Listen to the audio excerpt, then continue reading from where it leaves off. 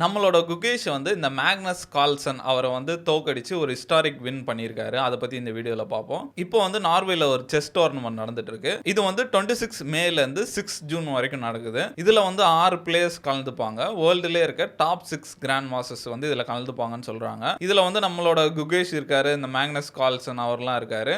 இதுல வின் பண்றவங்களுக்கு வந்து $165,000 கிடைக்கும்னு சொல்றாங்க.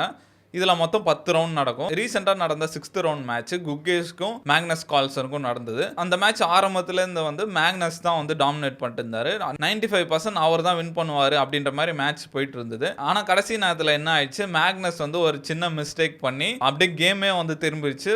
குகேஷ் வந்து வின் பண்ணிட்டாரு. குகேஷ் இப்பதான் வந்து ஃபர்ஸ்ட் டைமா வந்து மேக்னஸ் தோக்கடிக்கிறாரு. நல்லா போயிட்டு இருந்த மேட்ச் கடைசி பண்ண மிஸ்டேக்ல குகேஷ் வந்து வின் பண்ணிட்டாரு. அந்த கான்ல வந்து அவர் டேபிள் டம்முன்னு அடிப்பாரு. டென்ஷன்ல இருந்திருப்பார் போல. அதுக்கப்புறம் வந்து சாரின்னு 2 வாட்டி சாரி சொன்னாரு. அதுக்கப்புறம் போகும்போது குகேஷை வந்து கங்க்ராச்சுலேஷன் சொல்லிட்டு அவர் பாட்டு வேகமா போயிடுவாரு. இதுக்கு முன்னாடி இவங்க 2 பேர் நடந்த மேட்ச்ல வந்து மேக்னஸ் தான் வின் பண்ணியிருப்பாரு. வின் பண்ணிட்டு ஒரு போஸ்டும் ஒன்று போட்டார் எக்ஸ்ல. இந்த மாதிரி நீங்க கிங்கு கிட்ட வரும்போது நீங்க மிஸ் பண்ணக்கூடாது, உஷாரா இருக்கணும் அப்படின்ற மாதிரி போட்டிருந்தாரு. அந்த மாதிரி ஆணவத்துல போட்டாரா இல்லையான்னு தெரியல. இந்த மேட்ச் வந்து தோத்துட்டாரு.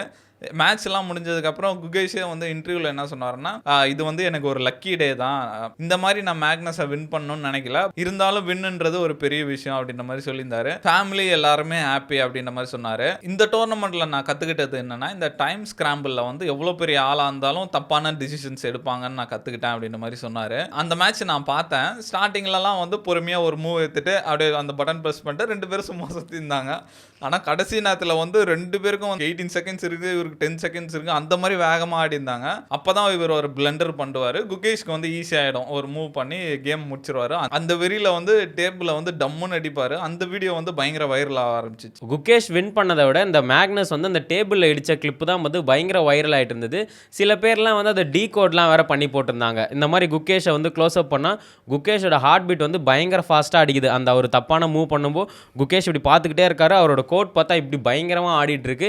இவர் பார்த்தா இவரை நவுத்தினோடனே தெரிஞ்சிச்சு. இப்படின்னு தலையில் கை வச்சுட்டு டப்புன்னு டேபிள் அடித்த உடனே அவரோட கிங்கு வந்து கீழே விழுந்துருச்சான்.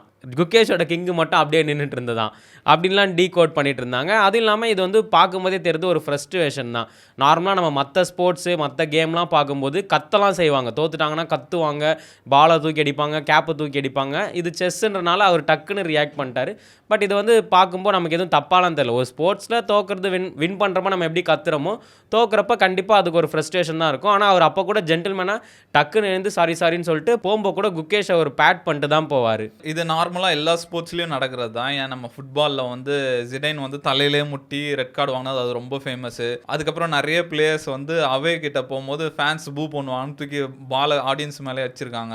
அந்த மாதிரிலாம் நிறைய நடந்திருக்கு. இந்த எல் கிளாசிக்கோன்னு சொல்லுவாங்க, இந்த ரியல் மேட்ரிடுக்கும் பார்சிலோனாவுக்கும் நடக்கிற மேட்ச் பயங்கரமாக அடிச்சிருப்பாங்க. ரெட் கார்டு எல்லோ கார்டு அந்த மாதிரி வரும். அப்புறம் டென்னிஸில் வந்து நிறைய அந்த பேட்டெல்லாம் போட்டு உடச்சிருக்காங்க. கிரிக்கெட்டில் சொல்லவே தேவையில்ல, விராட் கோலிலாம் பயங்கரமாக கத்துவார், கேப்லாம் தூக்கி போட்டு இது பண்ணுவார்.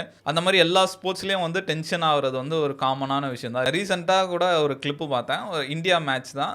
ஒரு போலர் வந்து ரன் அவுட் பண்ண அடிப்பார், ஒரு கேர்லெஸ்ஸாக அடிப்பார். அதை பார்த்துட்டு ரோஹித் சர்மாவும் விராட் கோலியும் பச்சையாக கேட்பாங்க. அவர் அந்த கிளிப்பு வந்து பயங்கர வைரலாக இருக்கும். குகேஷை பொறுத்த வரைக்கும் இதுதான் ஃபர்ஸ்ட் டைம் வந்து மேக்னஸை தோக்கடிக்கிறாரு. அது கண்டிப்பாக அவருக்கு ஒரு ஹிஸ்டாரிக் மூமெண்ட் தான்.